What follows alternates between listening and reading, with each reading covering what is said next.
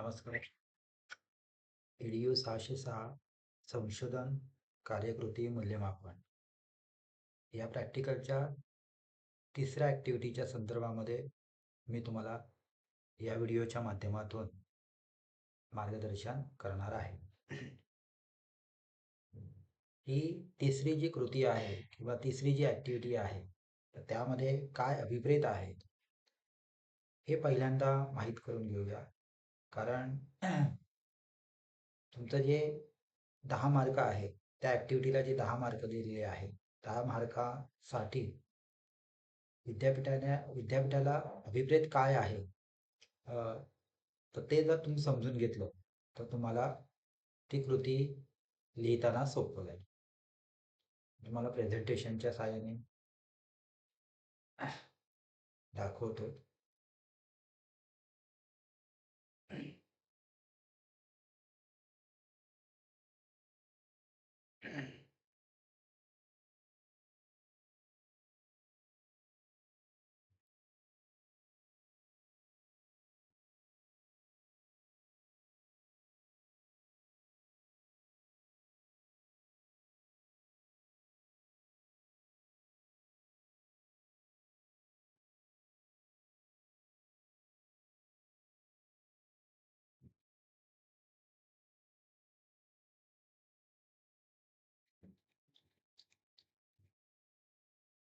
बघा, तुम्हाला ही स्लाईड आहे ती दिसत असणार आहे. या स्लाईडमध्ये तुम्हाला जे 10 मार्क आहेत, ही तिसरी ॲक्टिव्हिटी आहे. या तिसऱ्या ॲक्टिव्हिटीमध्ये तुम्हाला महिनानिहाय संशोधन कृती वेळापत्रक किंवा महिनानिहाय संशोधन वेळापत्रक एक तुम्हाला तयार करायचं आहे. तर त्यामध्ये कोणकोणत्या बाबी किंवा कोणकोणते मुद्दे हे समाविष्ट असणे गरजेचं आहे. तर ते तुम्हाला समोर दिसत आहे. त्याच्यामध्ये ऑक्टोबर महिन्यामध्ये तुमचा संशोधन आराखड्याच्या संदर्भामध्ये ज्या उपकृती आहेत त्या तिथे दिसल्या पाहिजे. आता संशोधन आराखड्याच्या संदर्भामध्ये उपकृती म्हणजे काय आहे तर पहिल्यांदा ज्यावेळेला आपण संशोधनाला सुरुवात करण्यापूर्वी आपण आपल्या क्षेत्रामध्ये आपलं जे वर्किंग प्लेस आहे तिथे ज्या काही दिसणाऱ्या समस्या आहेत त्या समस्या ह्या साधारण क्रमाने लिहिल्या पाहिजेत आणि नंतर मग मार्गदर्शकांशी चर्चा करून आपण शोधलेल्या ज्या काही समस्या आहेत त्याच्यातली एक समस्या आपण संशोधनासाठी निवडली पाहिजे. तर या संदर्भातल्या ज्या काही उपकृती आहेत समस्यांची यादी तयार करणं, संदर्भ पुस्तकं वाचणं, त्याच्यानंतर मार्गदर्शक प्राध्यापकाशी चर्चा करणं, ह्या ज्या काही उपकृती आहेत त्या ऑक्टोबर महिन्यामध्ये ह्या आल्या पाहिजेत. आणि त्या सगळ्या उपकृती ज्या आहेत त्या उपकृती ह्या तुमच्या संशोधन आराखड्याच्या संदर्भामध्ये असणार आहे. तर त्याच्यामुळे संशोधन आराखड्याच्या संदर्भामध्ये ह्या जर उपकृती असतील तर तुम्हाला बहिस्थ परीक्षक जे आहेत ते 2 गुण देणार आहेत. त्याच्यानंतर नोव्हेंबर महिन्यामध्ये काय उपकृती आहे तर तुम्हाला शोधगंगा ही जी वेबसाईट आहे किंवा हे डिजिटल प्लॅटफॉर्म जे आहे तिथे जाऊन तुम्हाला तुमच्या संशोधनाशी संबंधित 2 संशोधन अहवालांचा थोडक्यात काय करायचं आहे सारांश लिहायचा आहे किंवा आढावा घ्यायचा आहे. आता तुम्ही दुसऱ्या कृतीमध्ये तो सारांश जो आहे तो लिहिलेला आहे. इथे फक्त कृतीच्या माध्यमातून तुम्ही या शोधगंगा ही जी वेबसाईट आहे त्या वेबसाईटवर जाऊन तुम्ही जे काही संशोधन अहवाल शोधलेले आहेत त्या 2 संशोधन अहवालांचा थोडक्यात इथे उपकृतीच्या माध्यमातून आढावा लिहायचा आहे. तिसरा जो आहे तो जानेवारी महिना. आता तुमचा शोधगंगावरील 2 संशोधन अहवालांचा आढावा तुम्ही लिहिला याचा अर्थ तुमची संशोधन समस्या ही फायनल झालेली आहे. जानेवारीमध्ये तुम्ही काय करणार आहात तर प्रत्यक्ष संशोधनाला सुरुवात करणार आहात. संशोधनाला सुरुवात करत असताना जे संशोधनाची कार्यवाहीच्या संदर्भामध्ये पहिली कृती जी महत्त्वाची असते ती म्हणजे आपण आपल्या समस्येच्या अनुषंगाने किंवा संशोधनाच्या अनुषंगाने आपण माहिती गोळा करतो. माहिती गोळा करत असताना आपल्याला साधन विकसित करावं लागतं. त्याला टूल्स म्हणतो आपण. मग हे टूल्स आपण स्वतः तयार केलेलं आहे का? किंवा इतरांकडून आपण घेतलेलं आहे? स्वनिर्मित आहे का? किंवा इतर संशोधक निर्मित आहे का? किंवा प्रमाणित चाचण्या आपण वापरणार आहोत का? म्हणजे काही मानसशास्त्रीय चाचण्या वापरून आपण माहिती गोळा करणार आहोत का? तर हे सगळं जे आहे संशोधनाच्या कार्यवाहीमध्ये उपकृतीच्या माध्यमातून आलं पाहिजे. मग त्यामध्ये संशोधनाची पद्धती कोणती आहे? आपण जे काही साधन वापरणार आहोत, त्या साधनाची अंमलबजावणी कुठे करणार आहोत? कुठल्या गटावर करणार किंवा कुठल्या घटकावर करणार आहोत? पद्धती आपण कोणती वापरणार आहोत? आणि थोडक्यात आपली कार्यपद्धती जी आहे, ती कशी आपण राबवणार आहोत? हे साधारण जानेवारीच्या संशोधन कार्यवाहीमध्ये उपकृतीच्या माध्यमातून आलं पाहिजे. त्याच्यानंतर फेब्रुवारीमध्ये आपण चौथ्या सेमिस्टरमध्ये असणार आहोत. त्यामुळे चौथ्या सेमिस्टरमध्ये काय आहे? चौथ्या सेमिस्टरमध्ये तुम्हाला 5 संशोधन अहवालांचा सारांश लिहायचा आहे. सेम शोधगंगेवर जाऊन तुम्ही जसं 2 संशोधन अहवाल शोधले, तसेच तुम्हाला फेब्रुवारीमध्ये 5 संशोधन अहवाल जे आहे किंवा 5 संशोधन आढावे हे शोधायचे आहेत आणि त्याचा सारांश लिहायचा आहे. त्यानंतर तुम्हाला ह्या 5+2 7 संशोधन अहवालांच्या मदतीने तुम्हाला एक शोध निबंध तुम्हाला विकसित करायचा आहे. आता शोध निबंध विकसित करत असताना त्याचं कसं असतं, तर उद्दिष्ट ठरवणे, त्याच्यानंतर त्याचा ॲब्स्ट्रॅक्ट असतो. हे सगळं तयार करावं लागतं. तर ते सगळं जे काही उपकृती आहे किंवा ह्या ज्या काही कृती आहे, त्या उपकृतीच्या माध्यमातून इथे एप्रिल महिन्यात आल्या पाहिजे. आणि एप्रिल महिन्यामध्ये आपण तिसरी जी काही अ, चौथ्या सेमिस्टरची जी ॲक्टिव्हिटी आहे, कृती आहे, ती म्हणजे आपण काय करणार आहोत, तर आपण आपलं डेझर्टेशन किंवा रिसर्च जे आहे ते आपण अपलोड करणार आहोत. तर ह्या रिसर्च अपलोड म्हणजे तयार करणं जे आहे, या संदर्भातल्या ज्या काही उपकृती ज्या आहेत, त्या एप्रिलच्या जो महिना आहे तिथे आल्या पाहिजे. आता मी तुम्हाला काय सांगितलं होतं, तर ऑक्टोबर, नोव्हेंबर, डिसेंबर हे 3 महिने जे आहेत, ह्या 3 महिन्यामध्ये असणाऱ्या ज्या उपकृती ज्या आहेत, त्या व्यवस्थित आल्या पाहिजे. तुम्हाला एक तयार फॉर्मॅट दिला होता, त्याच्यामध्ये डिसेंबरपर्यंत दिलेला आहे. मग डिसेंबरपर्यंत तुम्ही त्या फॉर्मॅटप्रमाणे व्यवस्थित लिहायचं आहे. उपकृती ज्या आहेत, त्या उपकृती तुम्ही त्याच्यामध्ये काही कृतींच्या संदर्भाने उपकृती त्याच्यामध्ये समाविष्ट करू शकता. असं काही नाही की आम्ही दिलेलं आहे त्याच पद्धतीने लिहिलं पाहिजे. तर त्याच्यामध्ये तुम्ही तुमच्या उपकृती आणखीन तुम्हाला वाटलं की मला इथे एखादी उपकृती समाविष्ट करायची आहे, तर तुम्ही तिथे उपकृती समाविष्ट करू शकता. तर अशा पद्धतीने हे तुम्हाला महिनानिहाय संशोधन कृती वेळापत्रक हे तयार करायचं आहे. तुम्हाला अंतर्गत परीक्षक जे आहे म्हणजे तुमचे मार्गदर्शक प्राध्यापक ते 10 गुण देणार आहेत आणि बहिस्थ परीक्षक म्हणजे विद्यापीठाने नियुक्त केलेले जे परीक्षक आहेत ते तुम्हाला 10 गुण देणार आहे. ओके. आता आपण हे महिनानिहाय संशोधन वेळापत्रक जे आहे ते आपण कसं तयार करणार आहोत, तर त्याच्यामध्ये विद्यापीठाला काय अभिप्रेत आहे, तर ते आपण क्रमाक्रमाने आपण बघणार आहोत. बघा, तुम्हाला ही स्लाईड दिसते आहे. संशोधन कार्यवाही वेळापत्रक हे तुमचं या पद्धतीने असणार आहे. तर त्याच्यामध्ये 3 कॉलम आहेत. महिना, कृती, उपकृती. महिना तुमचा ऑक्टोबरपासून सुरू होणार आहे. कृती तुम्हाला विद्यापीठाने दिलेली आहे. मुख्य कृती दिलेल्या आहेत. तुम्हाला काय करायचं आहे? फक्त उपकृती तुम्हाला लिहायच्या आहेत. म्हणजे कृतीच्या अनुषंगाने तुम्ही कोणकोणत्या उपकृती करणार आहात, त्या उपकृतीच्या कॉलममध्ये तुम्हाला लिहायचं आहे. आता इथे लक्षात घ्या, एखादी उपकृती कदाचित राहिली असेल, तर तुमचा मार्क कमी होणार असा काही भाग नाहीये. पण साधारण संशोधकाला संशोधन करत असताना उपकृती ज्या आहेत, त्या माहिती पाहिजे. उपकृती माहिती पाहिजे म्हणजे काय आहे? तर एक जसं आपण म्हणतो, की आपल्याला अ, 7व्या किंवा 8व्या मजल्यावर जायचं असेल, तर आपल्याला एक-एक मजला पूर्ण करून पुढे-पुढे जावं लागतं. बरोबर आहे?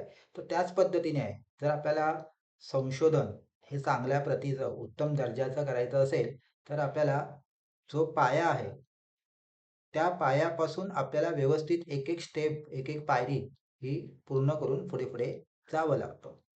तर ह्या पायऱ्या तुम्हाला दिलेल्या आहेत. उपकृतीमध्ये ज्या काही पायऱ्या आहेत ना, त्या पायऱ्या तुम्हाला दिलेल्या आहे. त्या मी बोल्डमध्ये, ब्लॅक बोल्डमध्ये लिहिलेल्या आहेत. तर त्या पायऱ्यांमध्ये किंवा त्या मुद्द्यांमध्ये तुम्हाला तुमच्या समस्येच्या अनुषंगाने किंवा तुम्ही जे काही संशोधन करणार आहात, त्या संशोधनाच्या अनुषंगाने तुम्हाला उपकृतीच्या माध्यमातून लेखन करायचं आहे. आता याच्यामध्ये खूप लेंदी असं असता कामा नये. अगदी शॉर्ट स्वरूपामध्ये आपण नियोजन करतो ना, त्या नियोजनामध्ये काय करतो आपण, तर अगदी शॉर्टमध्ये आपण कृती किंवा उपकृती लिहितो. जेणेकरून आपण ज्यावेळेला जानेवारी, फेब्रुवारीमध्ये जाणार आहोत, तर त्यावेळेला आपल्याला संशोधन करणं किंवा विद्यापीठाने ज्या काही संशोधन कृती दिलेल्या आहेत, तर त्या कृतींच्या संदर्भाने, त्या कृतींच्या अनुषंगाने आपल्याला काम करता येणं सोपं जावं, यासाठी आपण संशोधनाचं वेळापत्रक हे तयार केलं पाहिजे. आता आपण बघूया काय काय आपल्याला कृती दिलेल्या आहेत आणि त्या कृतीच्या माध्यमातून आपल्याला कोणकोणत्या उपकृती ह्या लिहायच्या आहेत. ओके. बघा, पहिला महिना आहे ऑक्टोबर आणि कृती आहे स्वतःच्या कार्यक्षेत्रातील समस्या शोध व यादी. इथे अभिप्रेत काय आहे, तर संशोधकाने आपली समस्या किंवा संशोधन जे आहे, संशोधनाच्या संदर्भातली जी समस्या आहे, ती फायनल करत असताना काय केलं पाहिजे, तर त्याने आपल्या कार्यक्षेत्रामध्ये किंवा त्याचं जे वर्क प्लेस आहे, त्या वर्क प्लेसमध्ये त्याने स्वतः निरीक्षण केलेला, त्याला स्वतःला दिसणाऱ्या त्याने 5-6 समस्या ज्या आहेत त्याची यादी तयार केली पाहिजे. त्याशिवाय त्याला त्या 5-6 समस्यातून कुठली समस्या निवडावी हे मार्गदर्शकांना सांगता येणार नाही. तर त्याच्यामुळे स्वतःच्या कार्यक्षेत्रातील समस्या शोध यादी म्हणजे काय आहे, तर इथे तुम्ही ज्या साधारण कार्यक्षेत्रामध्ये वावरत आहात, त्या कार्यक्षेत्रामध्ये तुम्हाला कोणकोणत्या समस्या या स्वतःला जाणवलेल्या आहेत आणि त्याची व्याप्ती मोठी आहे आणि त्याचा परिणाम जो आहे तो विविध घटकांवर होतोय, अशा समस्यांची यादी थोडक्यात लिहायची आहे. मग यादी लिहिताना कसं लिहायचं आहे, तर मराठी विषयातील विद्यार्थ्यांचे अशुद्ध लेखन हे एक समस्या तुम्हाला जाणवलेली आहे. त्याच्यानंतर मराठी विषयातील जर आपण बघितलं तर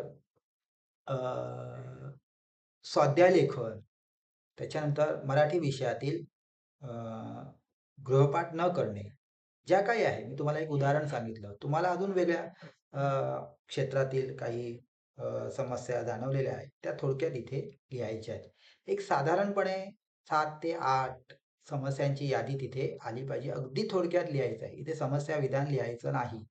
इथे फक्त समस्या ज्या आहे त्याचं क्षेत्र लिहायचं आहे, त्याचा फील्ड लिहायचा आहे. अध्यापन, अध्ययन, प्रशासन, व्यवस्थापन ही झाली फील्ड. तर या फील्डमधलं कोणतं आहे हे तिथे आलं पाहिजे. ओके.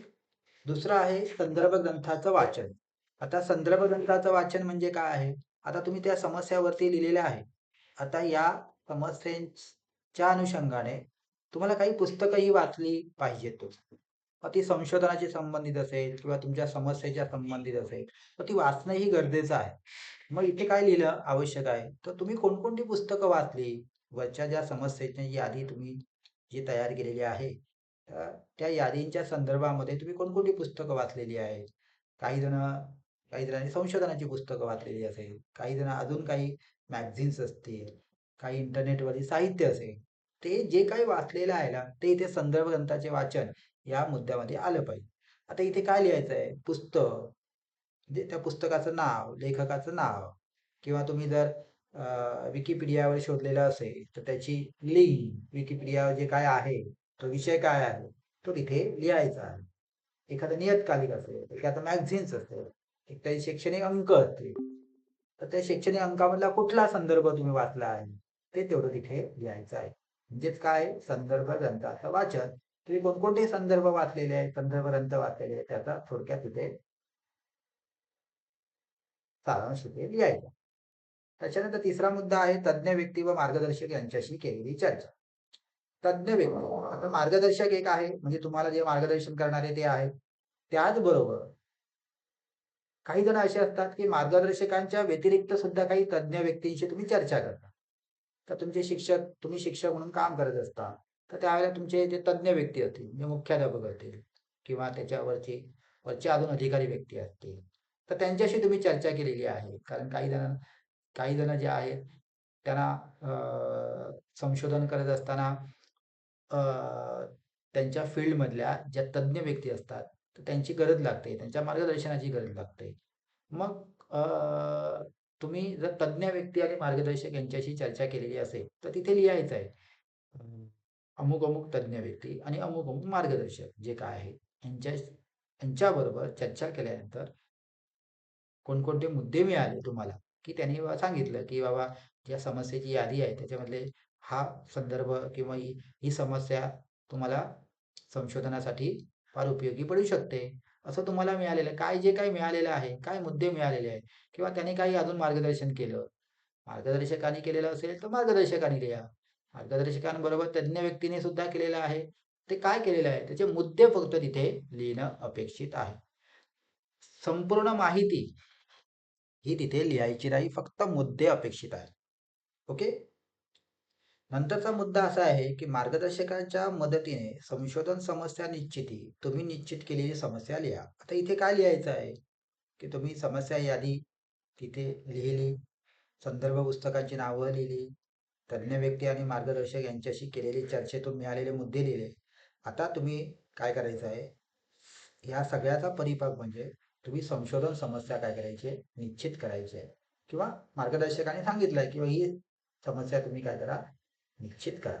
मग त्या निश्चित केलेली समस्या तिथे तुम्ही लिहिणार आहात. जी काय आहे तुम्ही आता तुमचं समस्या विधान आहे, त्या समस्या विधान तिथे लिहायचं आहे, तिथे लिहायचं आहे की मार्गदर्शकांच्या आणि तज्ञ व्यक्तींच्या मार्गदर्शनातून पुढील समस्या ही निश्चित केली परिस्थिती लिहायचं आहे. पुढे काय आहे बघा, समस्या विधानातील शब्दसमूहाच्या आकलनासाठी पूर्वी झालेल्या संशोधनाचा आढावा. आता इथे काय आहे की तुमचं समस्या विधान निश्चित झालं. आता त्या समस्या विधानातील जे शब्दसमूह आहे, त्या शब्दसमूहाच्या आकलनासाठी तुम्ही काय केलेलं आहे की शब्दसमूहाच्या संदर्भ असलेले जे संशोधन अहवाल आहे, ते अहवाल तुम्ही 2 शोधलेले आहे आणि जे काही संशोधन अहवाल शोधलेले असतील, त्या 2 संशोधन अहवालांचा इथे त्याचं जे काही समस्येचं विधान आहे, ते इथे लिहायचं आहे. ओके. त्याच्यामध्ये समस्या विधान तुम्ही शोधलेले जे काही समस्या विधान आहे ते संशोधकाचं नाव लिहा आणि त्यांनी कुठल्या पदवीसाठी केलेलं आहे ते तुम्ही तिथे लिहायचं. त्याच्यानंतर पुढचा मुद्दा जो आहे तो म्हणजे मार्गदर्शकांच्या भेटीचं वेळापत्रक. समस्या निश्चितीनंतर मार्गदर्शकाच्या भेटीचं वेळापत्रक अंदाजे लिहा असं आहे. आता इथे ऑक्टोबर महिन्यामध्ये काय केलंय, तर तुम्ही तुमची संशोधनाची समस्या निश्चित केलेली आहे. आता तुम्हाला काय करायचं आहे, मार्गदर्शन घ्यायचं आहे मार्गदर्शकाकडून. आता प्रत्यक्ष भेटीच्या आधारे तुम्ही मार्गदर्शन घेऊ शकता किंवा जे ऑनलाईन साधनं आहेत, जसं आपण म्हणतो की त्यांच्याशी दूरध्वनीच्या माध्यमातून किंवा मोबाईलच्या माध्यमातून आपण त्यांचं मार्गदर्शन घेऊ शकता. तर एक साधारण वेळापत्रक तयार करायचं आहे की नोव्हेंबर, डिसेंबर 2 महिन्याचं केलं तरी चालेल. तर आपण नोव्हेंबर आणि डिसेंबरमध्ये आपण ऑफलाईन आणि सोशल मीडियाच्या माध्यमातून आपण त्यांच्याशी काही भेटी घेणार आहोत का? तर साधारण अंदाजे वेळापत्रक जो आहे ते तयार करायचं आहे. जेव्हा डिसेंबर महिना आता नोव्हेंबर महिना आहे, तर त्या नोव्हेंबर महिन्यामध्ये दर रविवारी तुम्ही ऑफलाईन येणारच आहे. तर ते नोव्हेंबर महिन्यातले रविवार लिहायचे आहे तिथे प्रत्यक्ष भेटी आणि इतर जे दिवस आहे शनिवारचा, तो तुम्ही दूरध्वनीच्या माध्यमातून लिहा. तर असं एक अंदाज वेळापत्रक जे आहे, जे आपल्याला कळायला पाहिजे की आपण कोणत्या दिवशी आपण प्रत्यक्ष त्या मार्गदर्शकांशी भेट घेणार आहोत किंवा किंवा आपण सोशल मीडिया जो आहे किंवा आपण दूरध्वनीच्या माध्यमातून आपण मार्गदर्शकांशी कधी भेट घेणार, याचं एक साधारण वेळापत्रक तयार करणं अपेक्षित आहे. ओके. आता ते किती असावं, ते थोडक्यात द्यायचं आहे. 2 महिन्याचं दिलं तरी चालेल, 1 महिन्याचं दिलं तरी चालेल. आता आपण नोव्हेंबर महिन्यामध्ये जाणार आहोत. तर नोव्हेंबर महिन्यामध्ये विद्यापीठाने काय कृती सांगितलेली आहे ती लक्षात घ्या. शोधगंगा संशोधन अहवाल अभ्यास किंवा संशोधनाशी संबंधित इतर संशोधन अहवालांचा अभ्यास. आता तुम्ही इथे बघा 2 संशोधन अहवाल शोधलेले आहेत. तर या 2 संशोधन अहवालांचा तुम्हाला काय करायचं आहे, तर थोडक्यात इथे जो काही तुम्हाला तुमच्या संशोधनासाठी जो काही उपयोग झालेला आहे, तो इथे थोडक्यात लिहायचा आहे. मग त्याच्यामध्ये मुद्दे दिलेले आहेत बघा, की संशोधनाची पद्धती आहे, संशोधनाची कार्यवाही आहे, संशोधनाच्या संदर्भामध्ये माहिती गोळा करण्यासाठी वापरण्यात येणारी साधने आहे, जनसंख्या आहे, नमुना निवड आहे, त्याच्यानंतर माहिती गोळा करण्यासाठी वापरण्यात येणारी साधने आहे. मग ती संख्यात्मक आहे का गुणात्मक आहे? संख्यात्मक प्रश्नावली हे संख्यात्मक साधन आहे. निरीक्षण, मुलाखत हे गुणात्मक साधन आहे. मिश्र म्हणजे काय? तर प्रश्नावली वापरली संख्यात्मक आहे. निरीक्षण वापरलं गुणात्मक आहे. संख्यात्मक आणि गुणात्मक जेव्हा दोन्ही साधनं वापरली जातात त्याला मिश्र म्हणतात. तर अशा पद्धतीचं काही त्यांनी वापरलेलं आहे का? त्यांनी काही संख्या सामग्री विश्लेषणासाठी संख्याशास्त्रीय साधन वापरलेलं आहे का? ते कसं वापरलेलं आहे? त्याचे महत्त्वाचे निष्कर्ष, शिफारशी आणि पुढील संशोधनासाठी त्यांनी काय सांगितलेलं आहे? हे थोडक्यात इथे तुम्ही काय करणार आहात? थोडक्यात, अगदी थोडक्यात लिहायचं आहे. कारण हे जर लिहायला गेलं तर तुम्हाला 2 काय 3 काय 4 पानं सुद्धा कमी पडतील. अगदी थोडक्यात. संशोधनाची कार्यवाही. मग त्यांनी पद्धती कोणती वापरली आणि यांनी कशी वापरली आहे? कुठल्या-कुठल्या घटकांवर वापरलेली आहे? साधनं कोणती वापरली? फक्त वापरलेली साधनं तेवढी लिहायची आहेत. जनसंख्या किती आहे? 50 शाळा आहेत, 50 विद्यार्थी आहेत. नमुना निवड त्याच्यातून किती निवडले आहेत? 25 निवडले आहेत. काय? अगदी थोडक्यामध्ये हे संशोधन कार्यवाही, साधने, विकसन, जनसंख्या, नमुना निवड, सामग्रीचे प्रकार, अ, त्याच्यानंतर सामग्री विश्लेषणाची वापरलेली तंत्रे, महत्त्वाचे निष्कर्ष, शिफारशी, पुढील संशोधनाच्या दिशा या मुद्द्याला अनुसरून तुम्ही शोधगंगेवर तुम्ही जे काही संशोधन अहवाल शोधलेले आहेत त्याच्या अनुषंगाने ते वाचून थोडक्यात इथे तुम्ही काय करणार आहात त्याचं लेखन करणार आहात.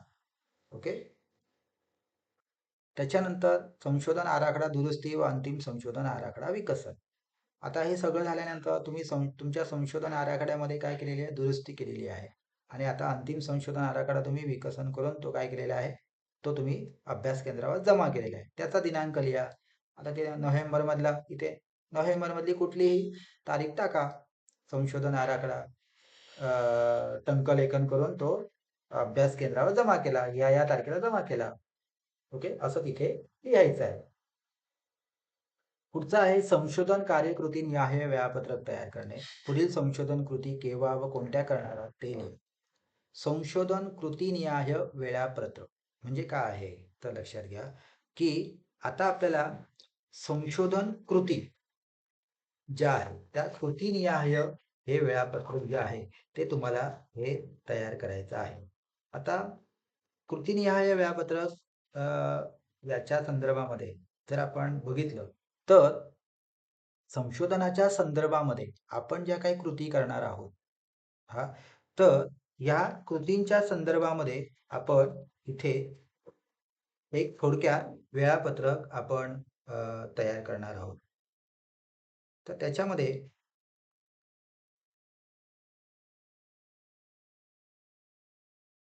आपण संशोधनाच्या संदर्भामध्ये म्हणजे आता आपला अंतिम आराखडा झालेला आहे. आता संशोधनाच्या संदर्भामध्ये आपण जे काही कृती करणार आहोत, तिथे थोडक्यात कृती लिहायची आहे. तर कोणती कृती लिहिणार आहात पहिली? आता तुमचा आराखडा झाला, फायनल झालं, समस्या निश्चिती झाली. या विषयावर तुम्ही संशोधन करणार आहात. आता तुमचा महत्त्वाचा मुद्दा जो आहे तो म्हणजे काय? साधनं विकसन. मग तुम्हाला साधन विकसन करणं म्हणजे तुम्हाला माहिती गोळा करायची आहे. तर त्या माहितीच्या अनुषंगाने साधनं विकसन करणं. आपण कुठे करणार आहोत? समज जानेवारीमध्ये करणार आहोत किंवा डिसेंबरमध्ये करणार आहोत. तिथे लिहायचं आहे. कृती ज्या आहेत, कोणत्या कृती आहेत त्या. उदाहरणार्थ सामग्री म्हणजे माहिती गोळा करण्याची साधनं किंवा सामग्री अ, संकलनाची साधनं, त्याच्यानंतर कार्यपद्धती हा त्याच्यानंतर संशोधन पद्धतीनुसार कार्यवाही असं जे काही मुद्दे जे आहेत ते मुद्दे तुम्हाला इथे दिलेले आहेत बघा. मी तुम्हाला जे काही हार्ड कॉपी दिलेली आहे त्याच्यामध्ये दिलेलं आहे. माहिती संकलन, विश्लेषण आणि लेखन यासारख्या प्रत्येक कृतीसाठी लागणारा वेळ निश्चित करून वेळापत्रक तयार करावे. हा, मग आपण तयार करताना कृतीनिहाय वेळापत्रक तयार करताना काय करणार? पहिलं टाकणार आहे संशोधन समस्येच्या संदर्भामध्ये माहिती गोळा करण्यासाठी साधने विकसित करणे. डिसेंबर महिना. जानेवारी महिन्यामध्ये साधनांच्या द्वारे माहिती गोळा करणे. बरोबर आहे. फेब्रुवारी महिन्यामध्ये माहितीचं संकलन करून त्याचं अर्थ निर्वचन करणे. मार्चमध्ये काय करणार आपण? संख्याशास्त्रीय साधनांच्या द्वारे माहितीचं अर्थ निर्वचन करणार आहोत किंवा माहितीचं विश्लेषण करणार. अशा ज्या महत्त्वाच्या ज्या कृती आहे, आता त्याच्यामध्ये तुम्हाला एखादी कृती वाटली की ही कृती आपण त्याच्यामध्ये टाकावी, तर त्याच्यामध्ये तुम्ही टाकू शकता. म्हणजे इथे काय लिहायचं आहे? संशोधन कृती म्हणजे संशोधनाच्या अनुषंगाने तुम्ही ज्या काही कृती पुढे करणार आहात त्या कृती महिन्यानुसार तिथे लिहायच्या आहेत. संशोधन कृती 1 महिना डिसेंबर, संशोधन कृती 2 महिना जो काय डिसेंबर, संशोधन कृती 3 महिना जानेवारी, असं ज्या काही कृती आहेत त्या कृती तुम्ही तिथे लिहिणार आहात. डिसेंबर सत्र 3 मध्ये आता इथे काय करायचं बघा. आता इथे तुम्हाला अंतिम संशोधन आराखडा तुम्हाला सादरीकरण करायचं आहे, बरोबर आहे. आणि जो काही शोध निबंधाची प्रकरणं ही तुम्हाला जी आहे ती तुम्हाला लिहायची आहे. आणि संशोधन कार्यवाही वेळापत्रक तुम्हाला परत जे काय आहे पुढचं संशोधन कार्यवाही वेळापत्रक हे तुम्हाला तिथे सादर करायचं आहे. ओके. त्यामुळे सत्र 3 मध्ये तुम्हाला काय करायचं आहे? तर सत्र 3 मध्ये तुम्हाला अंतिम आराखडा जो आहे तो तुम्हाला सादरीकरण करायचा आहे. मग त्याच्यावर तुम्हाला जे तज्ज्ञ परीक्षक आहे ते तुम्हाला प्रश्न विचारतील, त्या प्रश्नांची उत्तरं देणं असं त्याच्यामध्ये आहे. आणि त्याच्यानंतर तुम्ही शोधनिबंध म्हणजे तुम्ही शोधलेले जे काही शोधगंगेवरील अहवाल आहे तर त्याचा सारांश लिहिणं आणि संशोधन कार्यवाही वेळापत्रक जे आहे जे मगाशी सादर केलं ते तयार. तिथे फक्त असं लिहा संशोधन कार्यवाही वेळापत्रक सादर करणे, महिन्यानुसार सादर करणे, एवढंच तिथे अपेक्षित आहे. आता जानेवारी महिन्यामध्ये, आता जानेवारी महिन्यामध्ये काय आहे? संशोधन कार्यवाही बघा काय आहे. तर संशोधन मार्गदर्शक प्रत्यक्ष ऑनलाईन मार्गदर्शक निश्चित. आता तुमचे मार्गदर्शक तुम्हाला प्रत्यक्ष भेटून जे काही मार्गदर्शन करणार आहे त्याचं एक वेळापत्रक तिथे लिहा किंवा ऑनलाईन पद्धतीने जे काही मार्गदर्शन करणार आहे ते लिहा. इथे असं लिहिलं तरी चालेल की संशोधक किंवा संशोधिका संशोधन समस्येच्या अनुषंगाने मार्गदर्शकांची प्रत्येक रविवारी प्रत्यक्ष भेट घेऊन संशोधनाचं मार्गदर्शन घेणार आहे. आणि ज्या वेळेला प्रत्यक्ष भेट घेता येत नसेल त्यावेळी ऑनलाईन पद्धतीने मार्गदर्शकांशी चर्चा करून संशोधनाच्या संदर्भामध्ये मार्गदर्शन घेणार आहे. तुम्ही ते वेळापत्रक टाकलं तरी चालेल की तुम्ही बाबा प्रत्यक्ष भेटी कधी घेणार आहात आणि ऑनलाईन. आता तुम्ही केलेल्या दिवशी तुम्ही जो दिवस दिलेला आहे त्याच दिवशी तुम्ही तिथे गेलं पाहिजे किंवा तुम्ही प्रत्यक्ष भेट घेऊन मार्गदर्शन घेतलं पाहिजे असं काही नाही. पण एक वेळापत्रक आपल्याजवळ समोर असलं पाहिजे. म्हणजे आपल्याला काय होतं की आपण आपल्या मार्गदर्शकांशी आपण प्रत्यक्ष भेट घेऊ शकतो किंवा ऑनलाईन माध्यमांच्या द्वारे आपण त्यांची भेट घेऊ शकतो. तर इथे एक वेळापत्रक लिहिलं तरी चालेल. महिना आहे जानेवारी, म्हणजे जानेवारीतले 4 रविवार आहे. त्या 4 रविवारमधले तुम्ही प्रत्यक्ष भेट घेणार आहात. हां. त्याच्यानंतर मधले काही दिवस टाका ऑनलाईनच्या मग. तसंच फेब्रुवारी, मार्च असं एक साधारण वेळापत्रक जे आहे ते वेळापत्रक तिथे तुम्हाला तयार करायचं आहे. त्याच्यानंतर संशोधन कार्याच्या नोंदीसाठी स्वतंत्र वही, डायरी, त्यात पानांची विभागणी. आता तुम्हाला संशोधन कामाच्या संदर्भामध्ये काय करायचं आहे? तर हे नोंदी ठेवायच्या आहेत. तर नोंदी कोणाच्या ठेवायच्या आहे? तर त्या नोंदी ज्या आहेत ते कृती संदर्भामध्ये आहेत. आता तुम्ही काय करणार आहेत बघा. तर तुम्ही प्रकरण 1, प्रकरण 2, प्रकरण 3, प्रकरण 4 आणि प्रकरण 5 अशी 5 प्रकरणं आहेत संशोधनाच्या. तर ह्या 5 प्रकरणावाईज तुम्ही काय करणार आहात? त्याचे वेगवेगळे विभाग करणार. प्रकरण पहिलं जे आहे ते म्हणजे काय आहे की संशोधनाची ओळख, म्हणजे संशोधन समस्येची ओळख. दुसरं आहे संबंधित साहित्याचा आणि संशोधनाचा आढावा. तिसरा आहे संशोधनाची कार्यपद्धती. चौथा आहे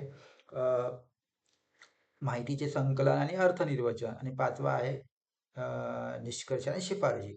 अशा 5 विभागामध्ये तुम्ही काय करणार आहात की त्याचे ग्रुप पाडणार आहात. म्हणजे डायरीमध्ये तुम्ही स्वतंत्र ग्रुप पाडणार आहात आणि त्याच्यामध्ये काय करणार, पानाची विभागणी करणार. म्हणजे 5ही प्रकरणाच्या संदर्भामध्ये तुम्हाला मार्गदर्शक जे काही सांगतील ते तुम्ही वहीमध्ये त्या प्रकरणानुसार वही तुम्ही त्यांनी जे सांगितलेलं जे काही हे मुद्दे आहेत ते त्याच्यामध्ये लिहून घेणार आहे. तर इथे लिहायचं आहे की संशोधकाने संशोधनाच्या प्रकरणानुसार स्वतंत्र वही करून त्यामध्ये मार्गदर्शकांच्या चर्चेनुसार येणारे मुद्दे हे काय करणार आहे, त्याच्यामध्ये समाविष्ट करणार आहे. ओके. प्रकरण 1, प्रकरण 2, प्रकरण 3, प्रकरण 4 आणि प्रकरण 5. ओके. त्याच्यानंतर काय पुढची, संशोधन मार्गदर्शकांसोबत भेटीच्या नोंदी, संशोधन मार्गदर्शकांसोबत अध्ययनातीने पूर्ण केलेले कार्य. आता तुम्ही 5 गट केलेले आहे म्हणजे 5 प्रकरणानुसार.